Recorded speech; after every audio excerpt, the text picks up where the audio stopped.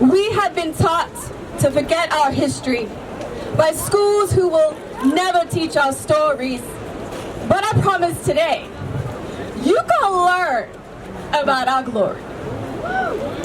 By no stretch of the imagination and no exaggeration, Black people have always been the originators, innovators, and life makers.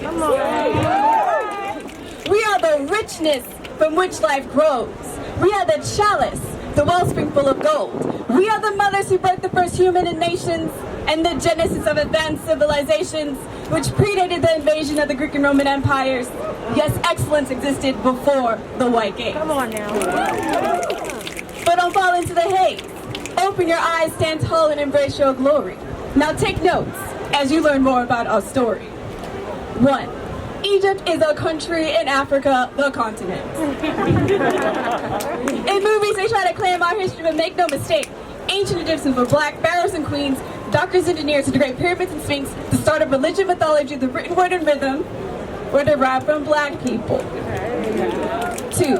The great kingdom of Zimbabwe, known for their striking stone architecture and opulence, they were the kings of trade. 3. Ancient Nubia, known as the kingdom of Kush, with their power and gold and tall, slim pyramids that rivaled Egypt.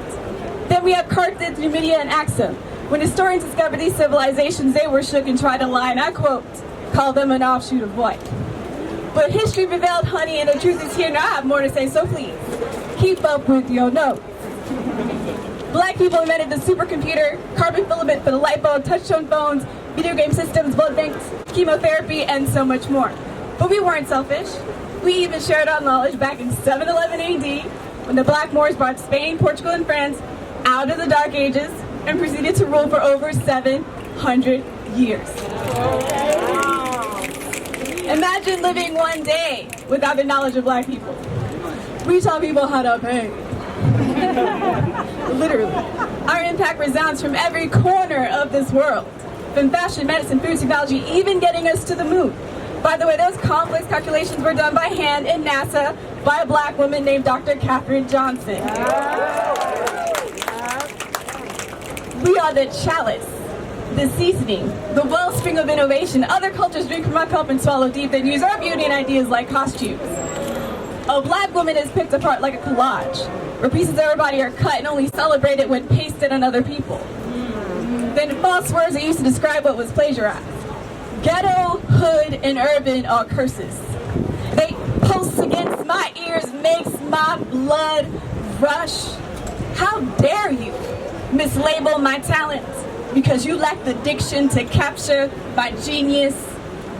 Let me help you. Give it rest. The words you're looking for are skilled, innovative, genesis, creation from nothing. We create worlds while we carry the weight of our ancestors who stood before oppression, fingertips pulsing with rebellion as they wove escape routes. In our hair, a story inside each style.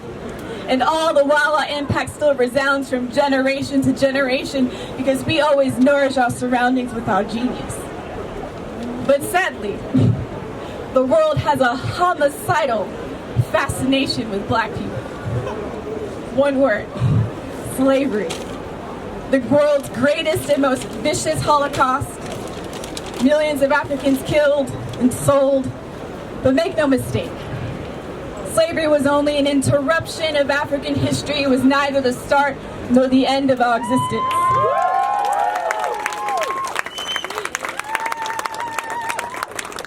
But we must never forget, because of the ripple effect. Being Black is a blessing, but it is not for the weak. Instead of celebration, we get degradation and systematic oppression. Walking while Black can get you killed. You can get shot for holding a candy bar. Jim Crow laws were only 56 years ago.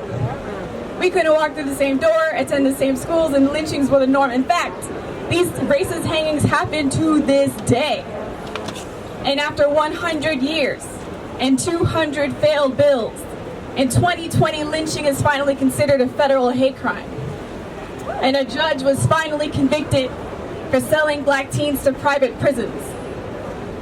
Racism is reinforced by law and the systematic reimagining of our story, that we are somehow less, These images are forced down our throat to make the world believe that our skin, our very skin, is a crime, but this is a lie. Our skin is sublime. So to celebrate ourselves, we gave birth to a movement. Black Girl Magic and Black Boy Joy is not for anyone but us. We know how the world sees us, to be picked apart and consumed but never fully embraced or appreciated. Is that our job, to make you see when you are willfully blind but forcefully blind us of our own beauty? Society pokes holes in our hearts, creating commercial antidotes, relaxers to straighten those kinks, skin lighteners to bleach that first skin, that black skin, but that tan skin people covered in tanning boots. We're sexualized, abused, and overused. Black Girl Magic and Black Boy Joy brings a kind mirror to our faces, surrounds us in warmth and light, so we can unlearn lessons we drank down like medicine, like hot tea, like poison, with strong hands held over our mouths to make sure we swallow deep. Black Girl Magic and Black Boy Joy is our antidote. We are reclaiming ourselves for ourselves. No matter what, we are here. No matter what, we are here. And we will always, always, and always shine.